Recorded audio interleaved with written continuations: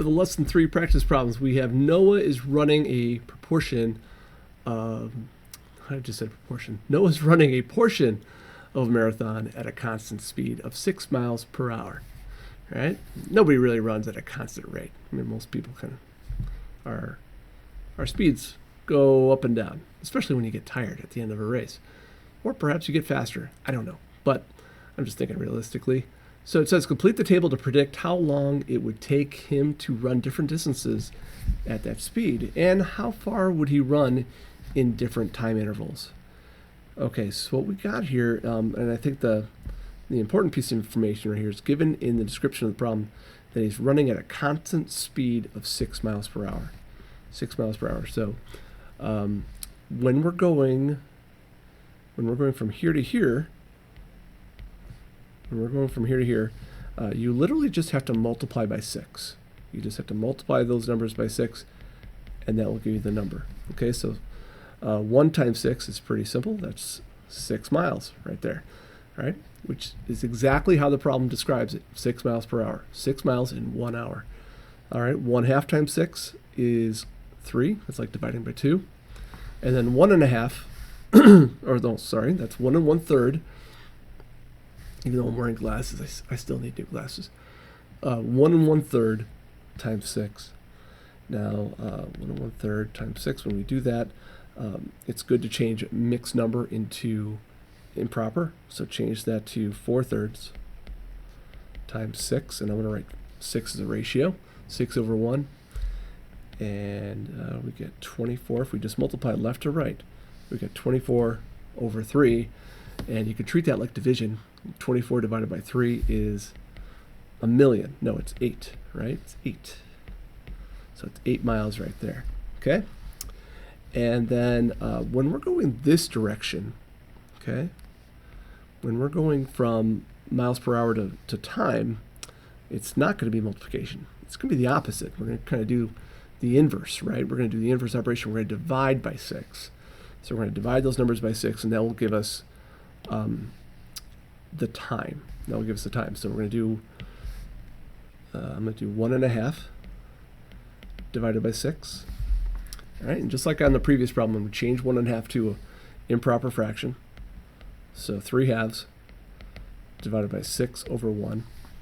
And then whenever you divide fractions, you flip the second fraction. You find the reciprocal of it.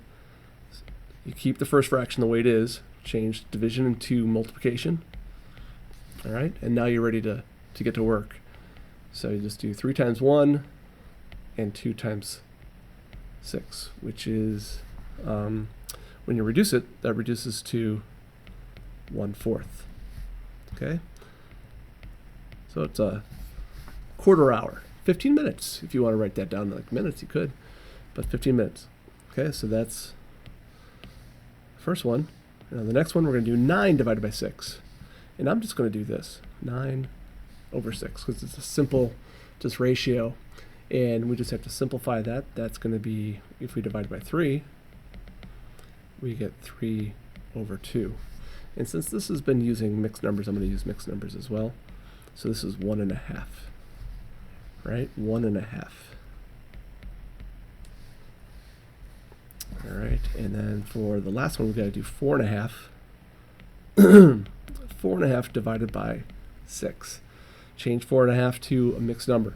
In case you don't know how to change that, I hope you do, but you do 4 times 2, 2 times 4, which is 8, and then add the numerator, add the 1.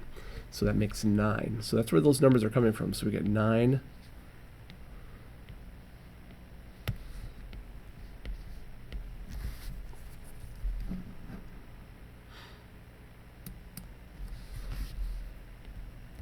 So we get 9/2 divided by 6.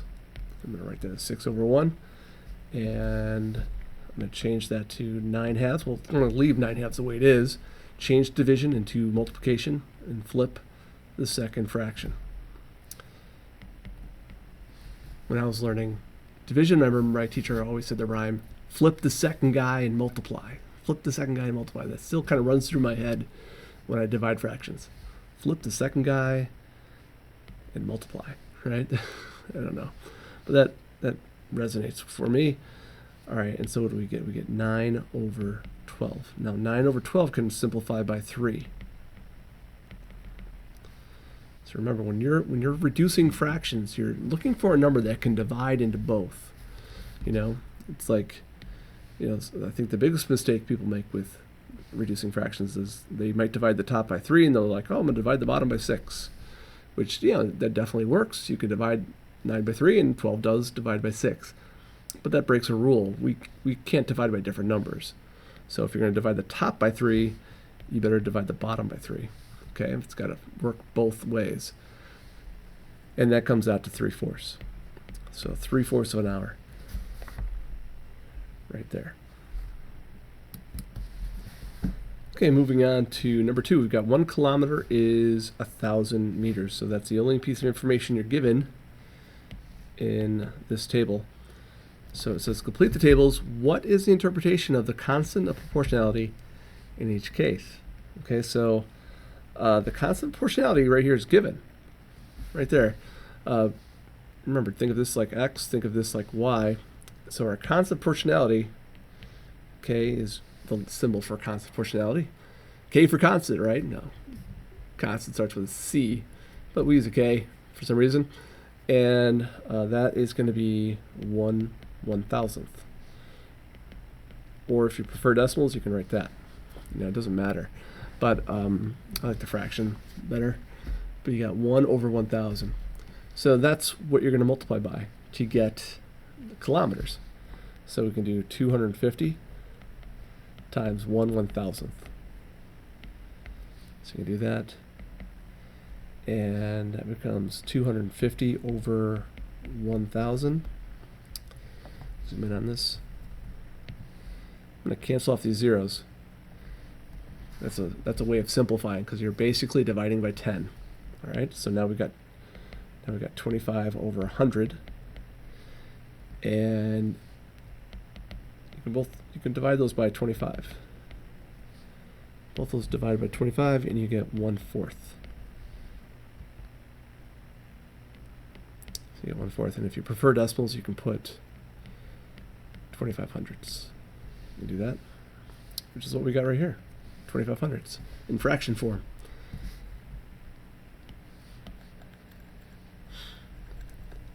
All right, for the next one, we're going to do the same thing. We're going to do 12 times 1/1000th, which equals 12/1000th, which reduces to, if we divide by 2, we get 6 over 500. Divide by 2. You get that, and we can divide by 2 one more time. And you get 3 over 250. You get 3 over 250 right there. And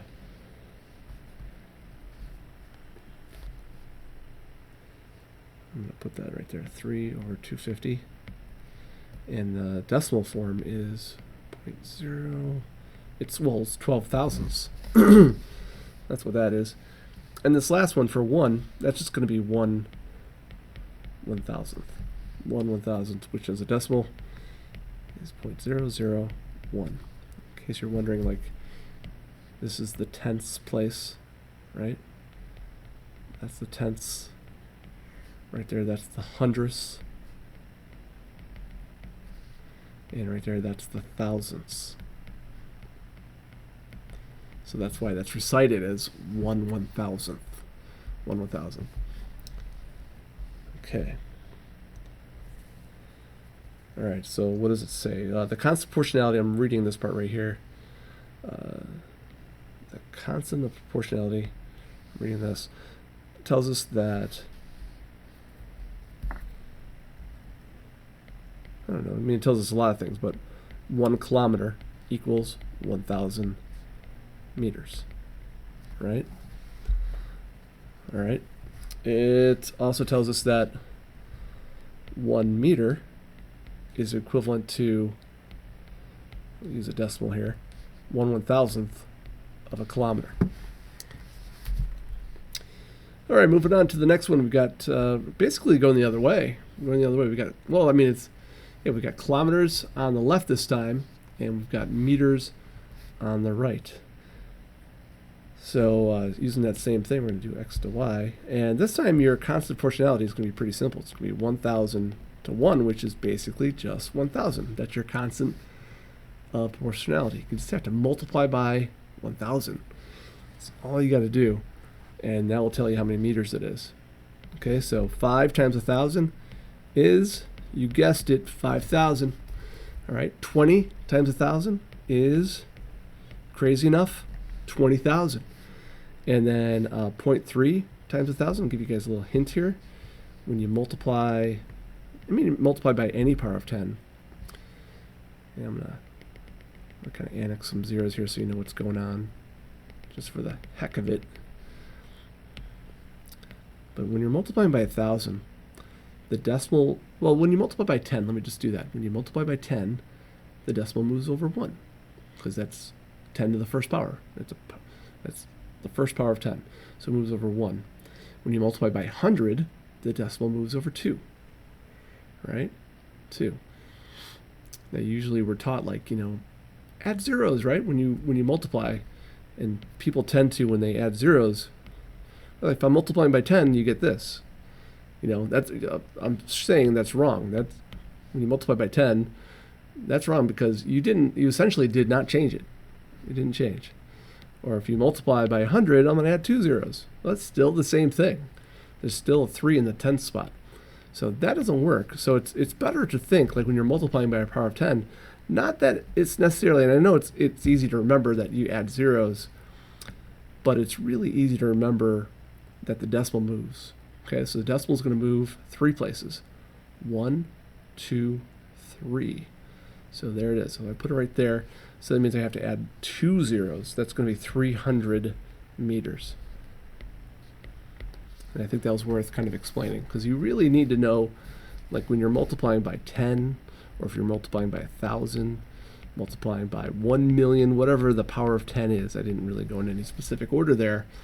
When you're multiplying by a power of 10, the decimal moves. It's not necessarily adding zeros. Because, a lot of times it is pretty easy, like just adding zeros. But why are those zeros added? It's because you're moving the decimal. That's why that happens.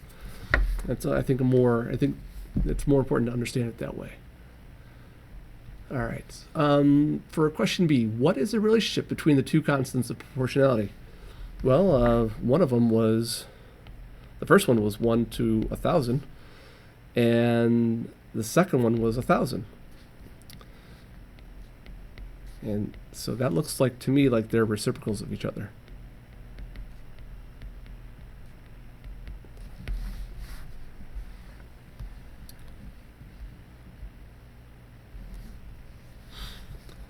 All right, now for number 3, it says Jada and Lynn are comparing inches and feet.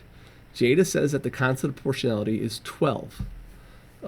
Lynn says it is 1/12.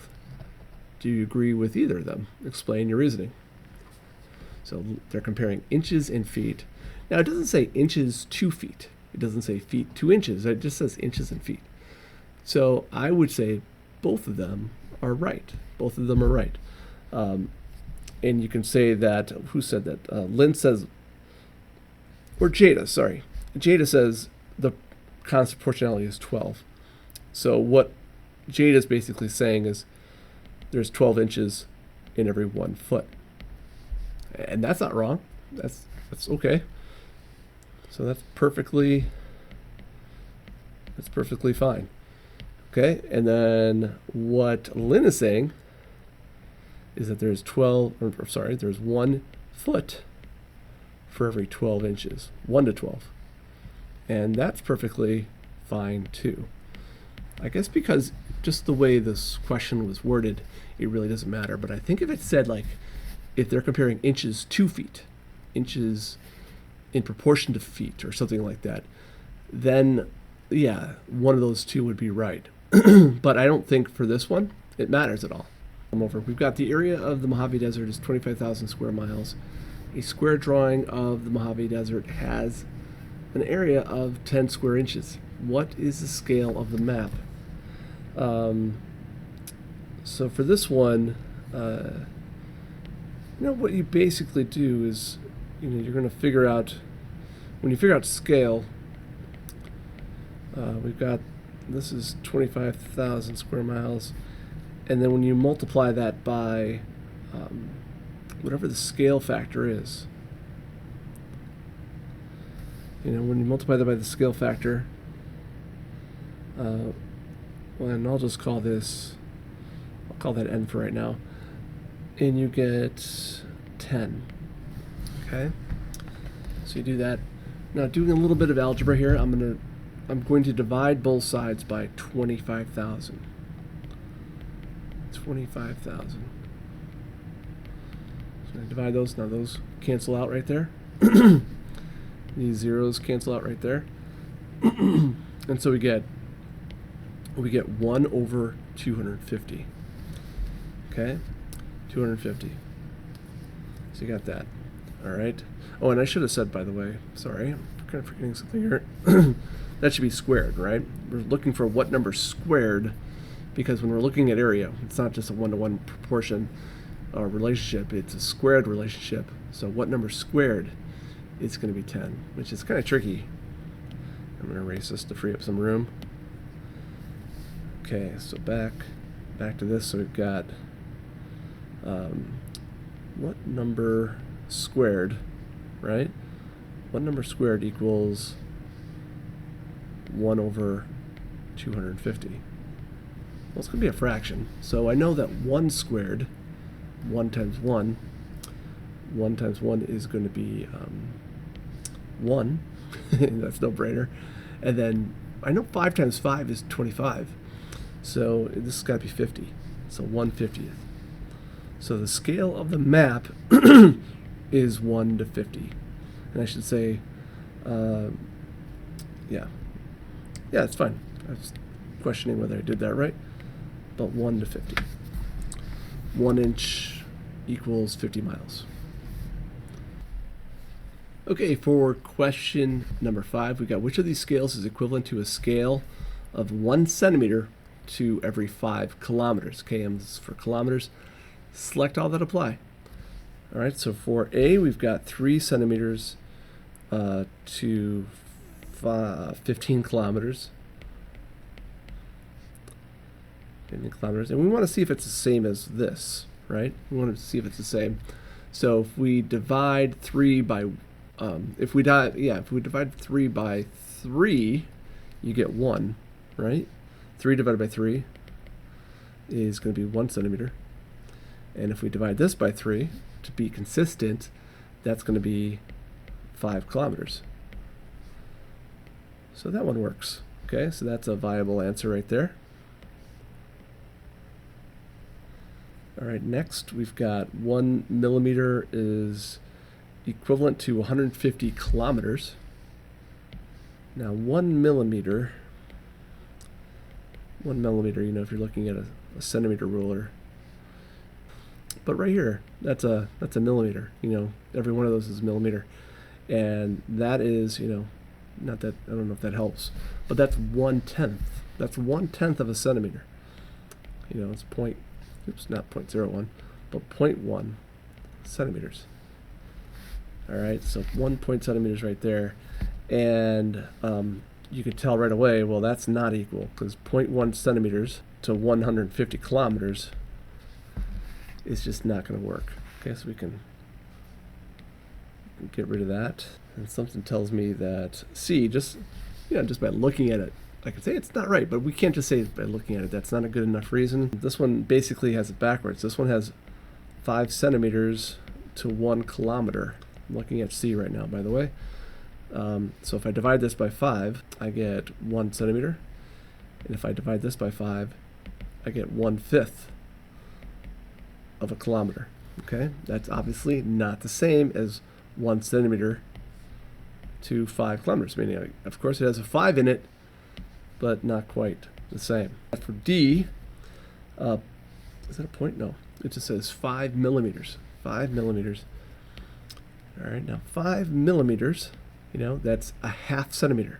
So I'm going to write 0.5 centimeters. 0.5 centimeters. All right, and So I got 0.5 centimeters equals 2.5 kilometers. And you might just say, well, you know what, that's not the same, but wait a second.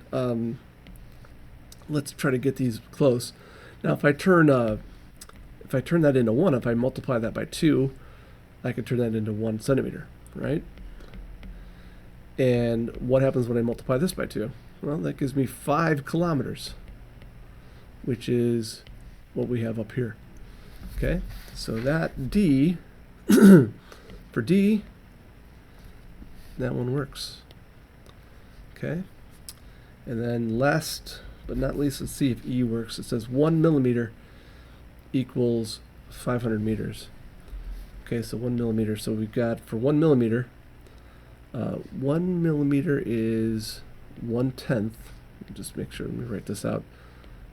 1 millimeter equals 1/10 of a centimeter. 1 millimeter equals 1/10 of a centimeter. So we've got 0.1 centimeter, and 500 meters equals 0.5 of a kilometer. It's a half kilometer.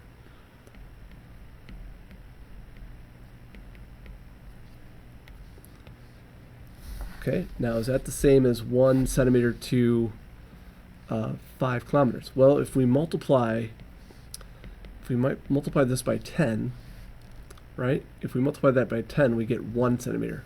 So 0.1 times 10, 0.1 times 10 is going to be 1 centimeter. And if we multiply this by 10, you get not 50, but you get, you can, if you multiply that by 10, you're going to move it over 1, and you're going to get, lose my voice, 5 kilometers. Okay, decimal moved over 1. So E works out nicely. So that's it. All right, for number 6, we've got which of these pictures is not like the others? Explain what makes it different using ratios. All right, so what I'm going to do for this one is I'm just going to kind of fall back on the good old-fashioned just drawing a box around these things. All right, now if I draw a box around the largest oval shape, I'm not calling it a circle because I don't believe it is a circle. It's circular, but it's not a circle. So this, the larger one on L is, this is 5, and this is 4. Okay, so we have a 4 to 5 ratio there. And then if we look at the small one, there, the innermost one.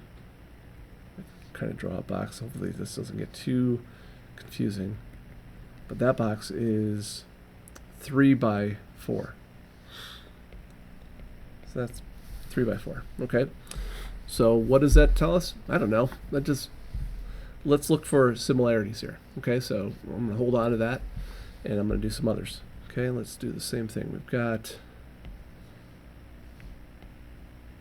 this one. Draw a box around the largest oval,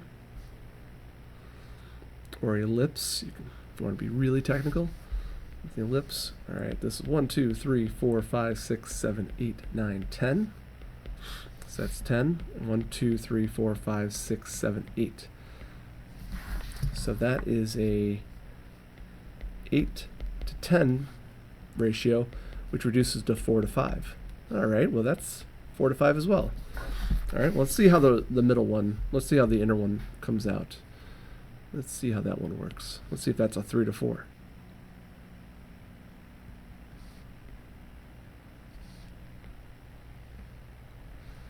All right, so this is 1, 2, 3, 1, 2, 3, 4. Not drawing very nicely here. And then this is 8. It's the same height as the other one. So that's a 4 to 8. That's a 4 to 8 ratio, which is not the same as that one. Okay? So all I'm saying is that these two are not related. You know, maybe these two are related. maybe these two are related. I'm not sure, but we just know that the first two that I've checked out are not. Okay. Now let's look at this last one here. This biggest one. Too far.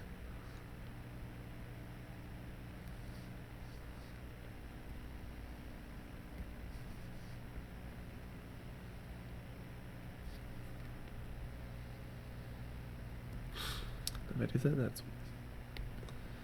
that's going to be 1, 2, 3, 4, 5, 6, 7, 8, 9, 10, 11, 12, 13, 14, 15. Okay, that's 15 that way.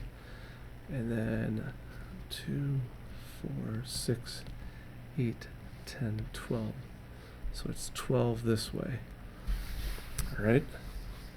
So continuing along that pattern, I'm going to do 12 to 15 and simplify it. 12 to 15 can divide by 3. And so you get 4 to 5. Okay? Which, that's 4 to 5. That's 4 to 5. All right, let's see what this one's like. Now let's look at the innermost one. You got this. Right here, you got the innermost ellipse. Right here. You got that. And so you got 1, 2, 3, 4, 5, 6, 7, 8, 9. That's 9, and then 1, 2, 3, 4. It's 12. Why am I even counting? It's 12, and now if I look at that, we got 9 to 12. Now let's see, that can reduce by 3. Reduce by 3, and so that turns into 3 to 4. 3 to 4. So what did we just figure out? That we'll probably make a mess of things here, but this picture right here is related to this one because we got the same ratios. I mean, they were obviously not the same size, but right here, the largest ellipse had a 4 to 5 ratio, and the smallest ellipse had a 3 to 4 ratio. And the same can be said about this over here. This one had a 4 to 5 for the large and a 3 to 4 for the small.